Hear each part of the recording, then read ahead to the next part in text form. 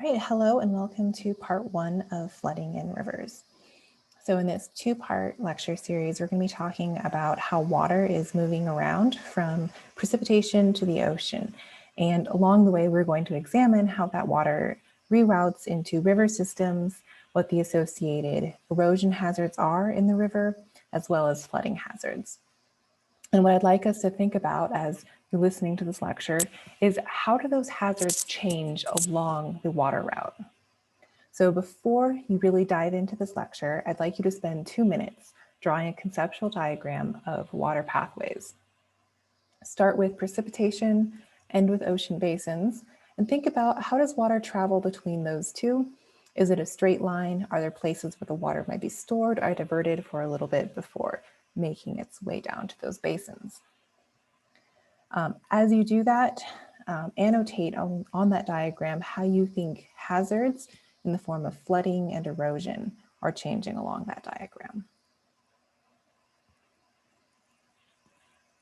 So once you have that diagram done, let's proceed into the first part, which is really going to be about the precipitation half and the channeling into river systems. And then for the second half of this lecture, we'll focus more on the rivers themselves. All right, so in terms of that conceptual diagram that you just drew, you may have based it off of diagrams like this, which you may have been exposed to previously. This is a really nice diagram of the water cycle. Every arrow here shows where water goes as it is evaporated away from the oceans, cycled through the atmosphere in clouds, precipitates out, and then makes its way back generally towards the ocean. Although, as you can see by the various arrows, there are some other ways in which water can be added or extracted from this system. So we're going to start today with precipitation, and we're going to think about surface runoff. We're going to think about some evapotranspiration, some rivers, and we're going to end with briefly by getting into the oceans. So we're going to ignore the whole atmosphere part of this equation. All right, so starting with precipitation, when we think about precipitation in the form of hazards and really in the form of geology, we think about two main aspects to precipitation, which is the magnitude and the frequency. So the magnitude is going to define how intense the rain event is. So over a given time period, how much rain has fallen and how long did that rainfall last? This is really important when thinking about geomorphology and geology because it often drives what's called a threshold process. So threshold process, basically it doesn't occur in a linear fashion. As precipitation increases, we don't see a linear corresponding increase in the process. Instead, what we see is once a threshold is crossed, then the event can occur. So it's a much more binary process. You're either the process is on or it's off. So a really nice example of this that relates to some of the things we talked about yesterday are landslides. So here we're looking at a graph of the duration of a rain event as well as the intensity of that rain event. And so really two things that combine to define the magnitude of precipitation. And plotted on this diagram in the squares and the diamonds are landslides, or well, storms that had landslides. So in the purple open squares are storms that occurred and did not have any landslides associated with them. Things that are filled in the black diamonds are storms that did cause landsliding. And you'll notice here that these are grouped in two very separate sections of this plot. So this is a really nice example of a threshold process where there's not really much overlap between whether or not something occurs or doesn't occur. Instead, there is this line, noted here by the black line, that defines the threshold between whether or not a storm is going to cause a landslide or if it does cause a landslide. So this is one aspect of precipitation that we like to keep in mind geologically. The other aspect is the frequency. So how often does that precipitation event occur? And that's going to affect how impactful it is in terms of hazards and in terms of altering the geomorphology and the geology. So more frequent events tend to be lower magnitude, so light rainfall events, while intense events tend to be much less frequent. So, if you're looking at this graphically, what you might see is if you look at the amount of rain versus how often it occurs.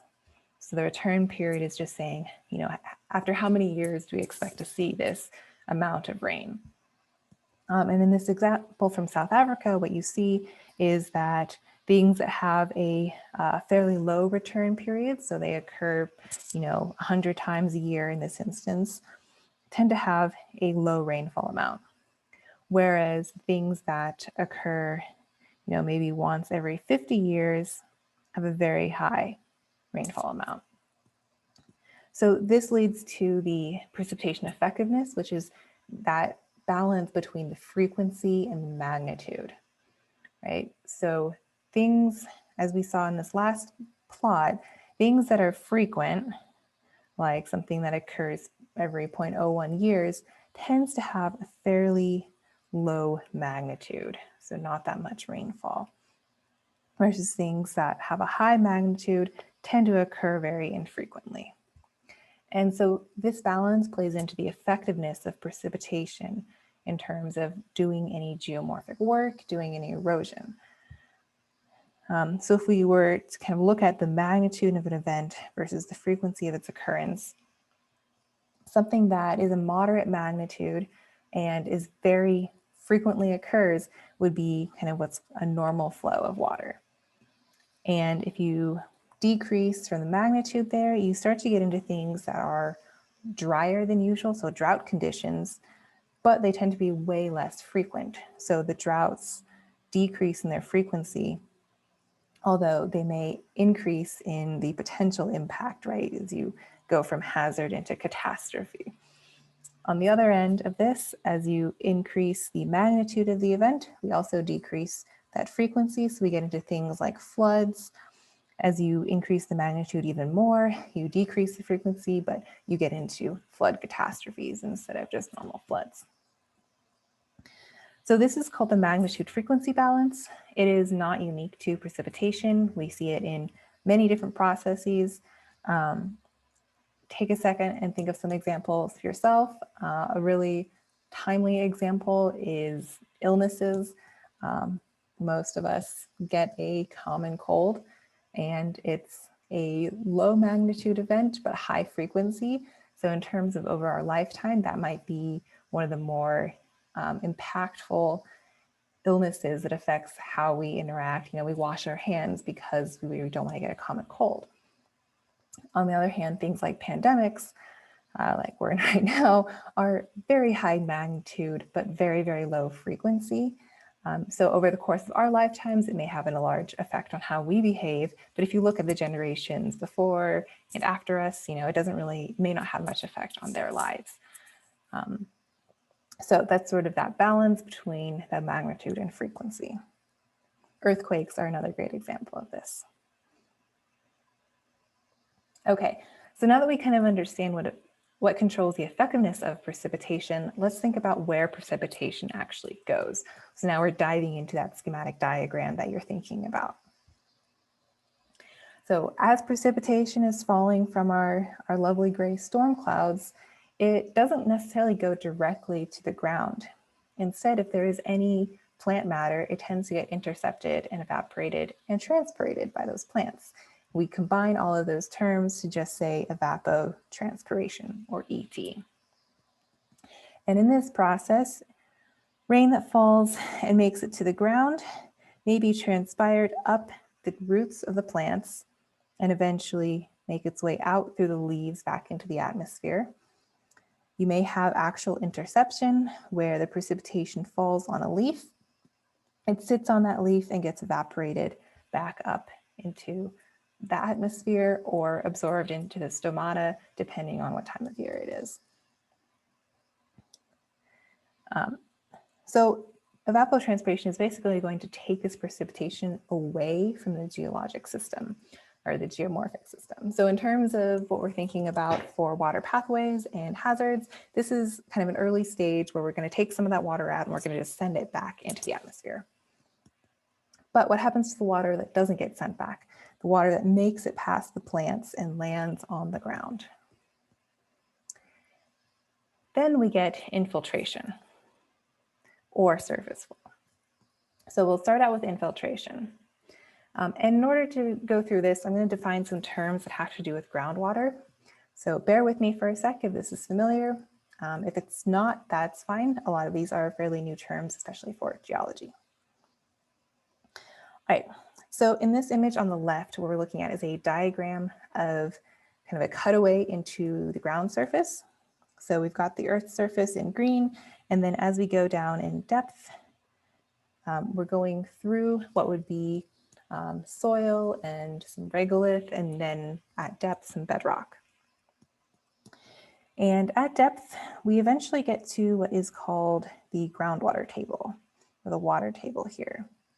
And so this is the interface from dry ground to saturated ground. And this is where we actually get into the groundwater.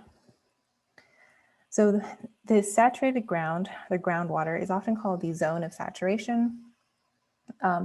This is where all the pore spaces, everything between all of the little rock and soil particles is filled up with water.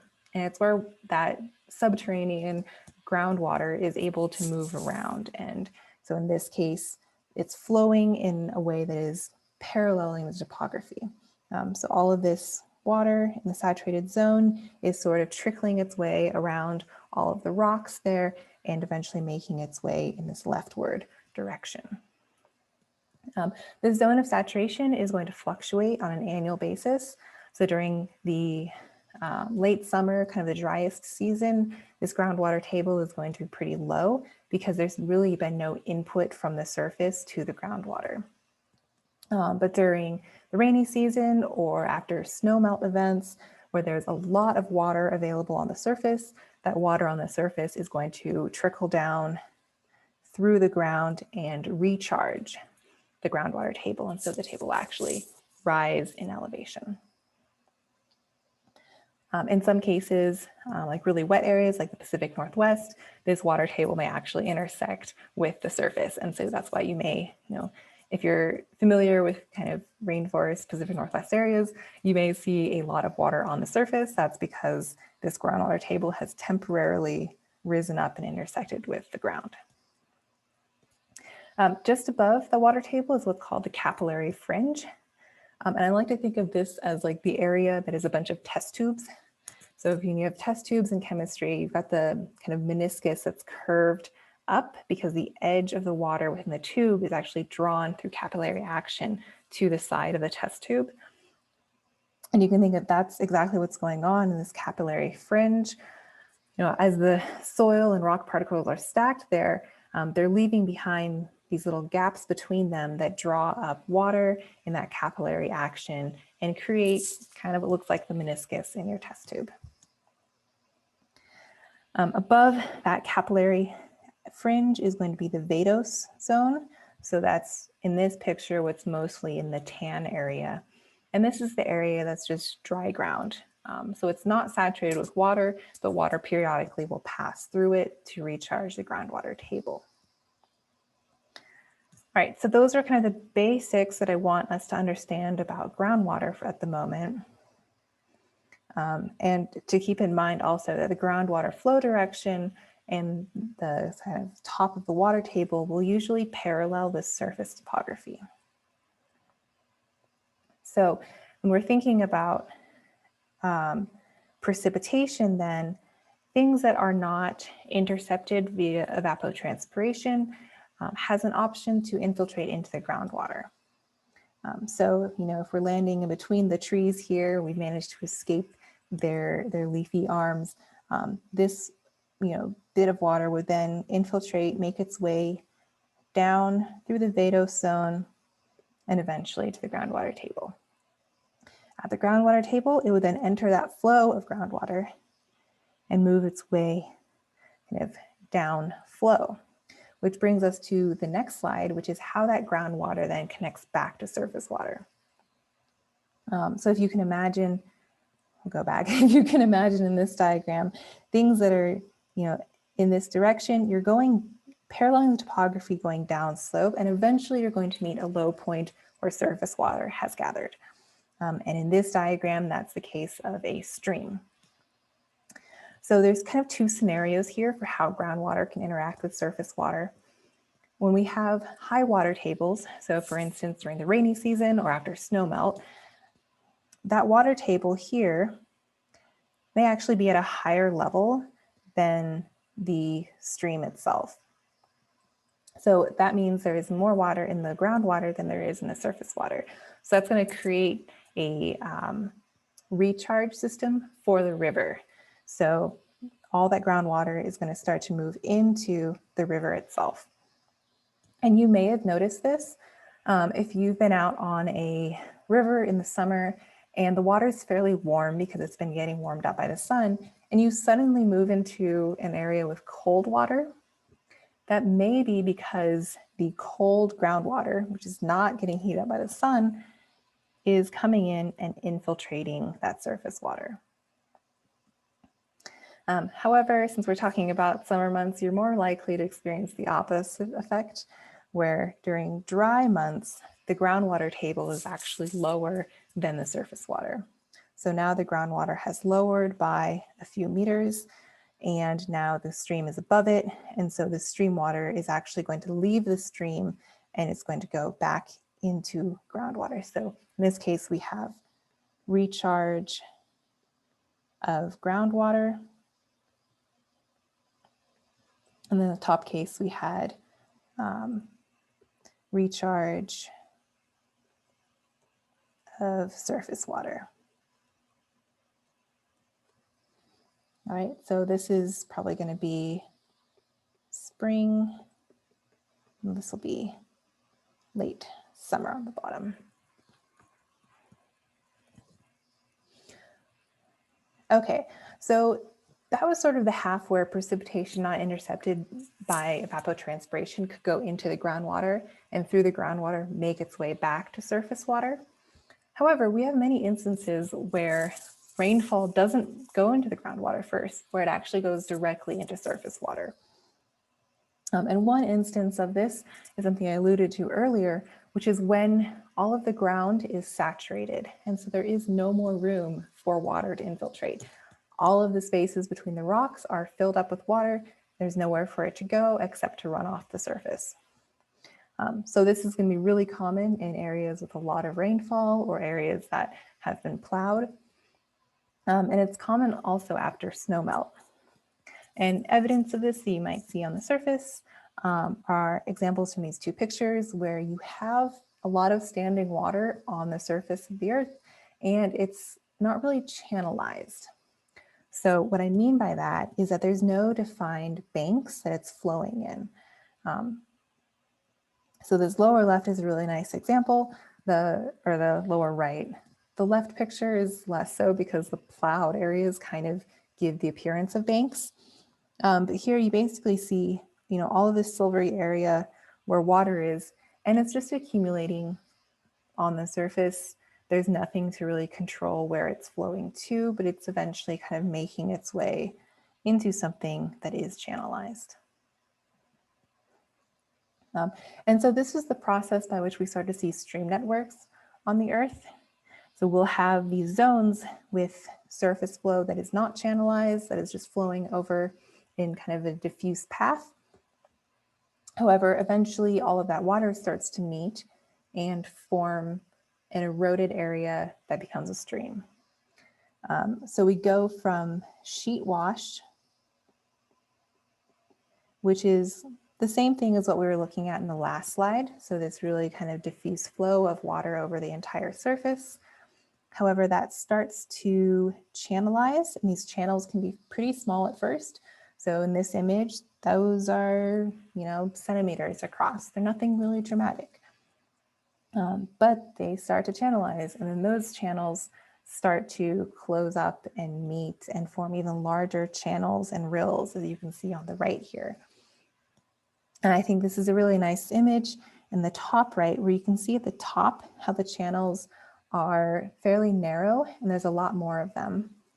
And these minor channels, which are pretty insignificant, they start to meet as they go downstream and form larger and larger channels until by the bottom they become something that is somewhat significant. Let's say that's maybe 0.1 meters across. But it's going to get even bigger. As those 0.1 meter channels meet and meet and meet, you eventually get into something that looks like a legitimate stream, right? So that's kind of shown as you get into the green part of this diagram, and you can see that those continue to meet even more until you have two channels. So I would definitely call these at the bottom channels. All right, so when I say stream channel, what do I actually mean by that? Why am I dismissing the rills and the small things? So a stream channel is going to be defined by having banks. And those banks are basically the steep sections that bound a confined area for water to flow in. As you can see from this cross section, there may be kind of multiple sets of banks, right? So depending how much water is within the banks, there can be kind of subsidiary banks that they rest between. But in either case, the water in a channel is flowing between two solid banks. And these banks are going to give the stream channel a defined width and depth that we can easily measure, right? So in this instance, the stream channel here, this is the width, and when that is full, the depth is given here. As you can see by this image though, the width and the depth may change depending how much water is there. So that kind of asks the question, if, for instance, there's only, this much water in blue, why are the banks so much larger?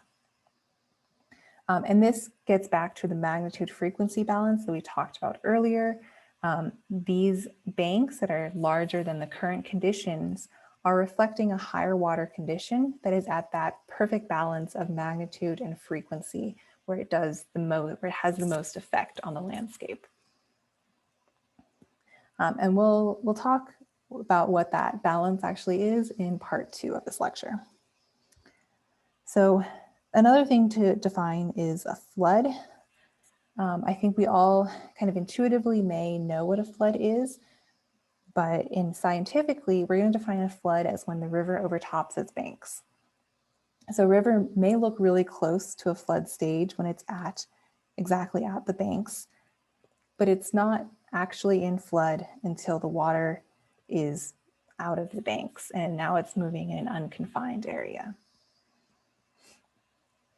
As the pictures on the lower left show, we can see stream channels in a wide variety of environments, from kind of, I think of this as the typical stream, and that's somewhat biased by just where I grew up. A lot of the rivers where I grew up looked like this. But if you're from the Southwest, you may be more familiar with Grand Canyon type streams that are really entrenched. And what I mean by entrenched is that their banks are really steep and really tall. But we can also see, this is probably an Alaskan stream. So an area near a lot of glaciers may have a very different appearance to the channels. We also see things that look like channels on other planets, right?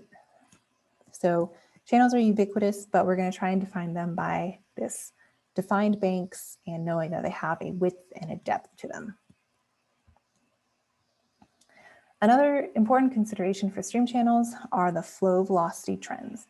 And this is going to be really important when we think about the erosion hazards of a river. So as water is flowing through a stream, it is not flowing in a vacuum. Instead, it is interacting with all the stream banks.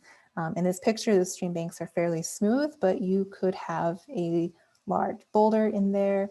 A lot of times in vegetated areas, you also have trees that have fallen in.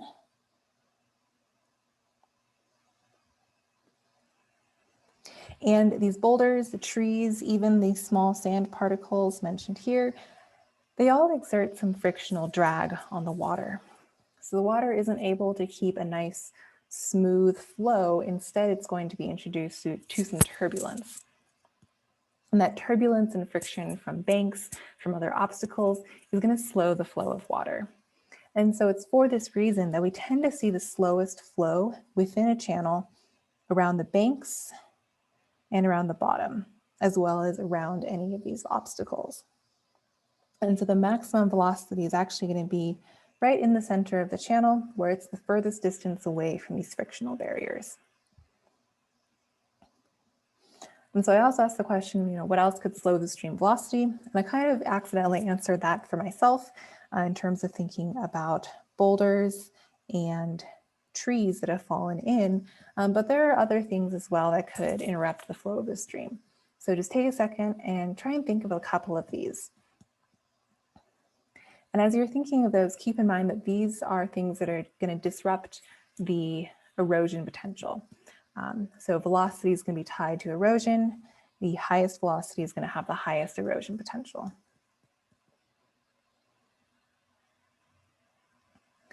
All right. So because velocity varies everywhere in the stream, it's not very useful to talk about stream velocity, because you have to ask yourself, where in the stream are you actually talking about the velocity? Where did you measure it? And that can be a little confusing. So for that reason, we moved to using discharge as a way to characterize how much water is in a stream and how much power the stream has. So discharge is related to velocity. It's going to be the velocity, and I'll note here, this is the average velocity, times the width and times the depth. So basically those three things that I just talked about that characterize a stream channel are all going to go into this definition of discharge. We look at the units here. Velocity is a rate, so it's a distance per time. We're going to use meters and seconds in this class, so that's meters per second. Width is given in a length, depth is given in a length, and those are both in meters. And so we have meters per second times meters, which ends up with cubic meters per second for discharge. And I like to think of it in terms of the units because it helps me visualize what discharge actually is. It's a volume of water per time. So if you're looking at one cross section or cutaway of a river, it's how much river is passing you by per second, right? Or if you want to kind of use technical terms, it's a measure of volumetric flux.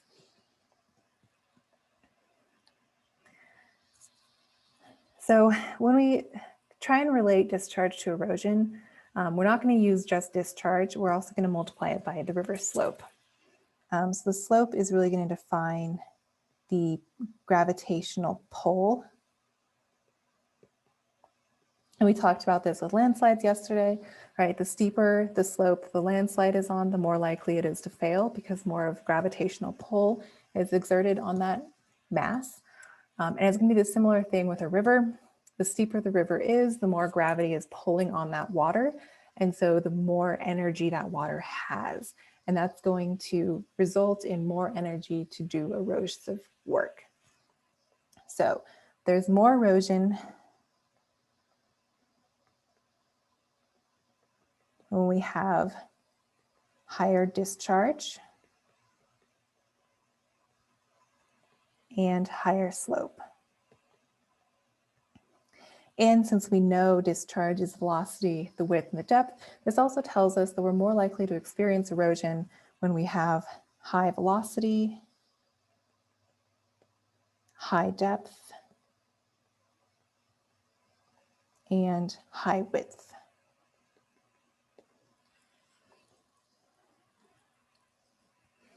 All right, so later on in the lecture, we're going to explore how all of these things change as we go downstream. But first, I just want to take a look at two pictures and think about which of these can erode more. We think about the fact that erosion is discharge times slope.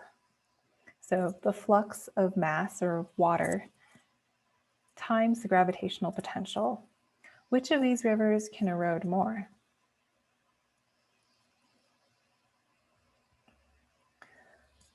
So this is a little bit of a tough question. If you look at the river on the left, it looks like there's it's a higher slope river. So this one has the high slope, but the river on the right has the higher width and probably depth as well. So a higher discharge. So it's not really a clear answer which of these can erode more. And that's actually a nice tenet of thinking about rivers and landscapes, is they're actually tuned for this balance, where rivers in mountainous areas like this one on the left may have high slopes, but they have low discharge. So their erosion potential is actually going to be balanced by those two factors. Whereas rivers in lowland areas that have high discharges tend to have very low slopes. So again, their erosion potential has kind of been taken down a notch by that slope factor. And it's a really nice natural balance. And one of the things that I really like about geomorphology and about this particular field of geology. All right, so this is sort of wrapping up the first part where we've established some definitions. In the second part, we're going to think more about a holistic sense of these rivers. So how do these variables we just talked about change as we move down a river system, and thinking about how erosion and flooding is also going to change. Before we do that though, I want to get into the idea of drainage networks, and we'll end the first half on this. So in the next 4 or 5 slides, I'm going to show you some images of channel networks on Earth. And what I'd like you to do is take a sec to look through whichever one you like best. And once you find one that you like, I want you to pause on it and think about, from this image, what your definition is of a channel network. And I would like you to try and think of 2 rules for that channel network. Right, so this is kind of, the rules are like a subset of the definition. Where you say, how would you actually classify something as a channel network? All right, so now that you have that in mind, I'm going to show you the images that you can choose from. So the first one is going to be from the Himalaya and the Sewaliks. So in blue, I've noted all of the rivers, and then you can see the topography below that. White is snow-covered, and elevation decreases to the lower right. So this is option 1. Option 2 are the headwaters of the Amazon River. So we've got the Amazon rainforest to the upper right that is meeting the edge of the Andes. On the kind of lower left is where we've got the Andes and the plateau. And again, in blue are all of the rivers. So option number 2. Option number 3 takes us actually submarine. So here we are looking at channels below water off of Big Sur in California. So these might be a little bit different than the ones we just looked at, because instead of being subaerial, operating in air, these are submarine, they're operating underwater. Taking us to a flatter landscape for option number 4 is Minnesota, and the drainage networks here again are outlined in blue, mostly because they're kind of hard to see over all of the agricultural fields. But you have some really nice contrast with the dark green areas are also indications of what the channel network looks like. And then the last option is the South Africa escarpment. So the channels are a little bit sparser here, noted in blue. But again, you can kind of get a good sense of where they are and what the networks are like by the aerial imagery. So this concludes part 1. I would like you to think of those definitions and 2 rules for channel networks and carry that with you to part 2.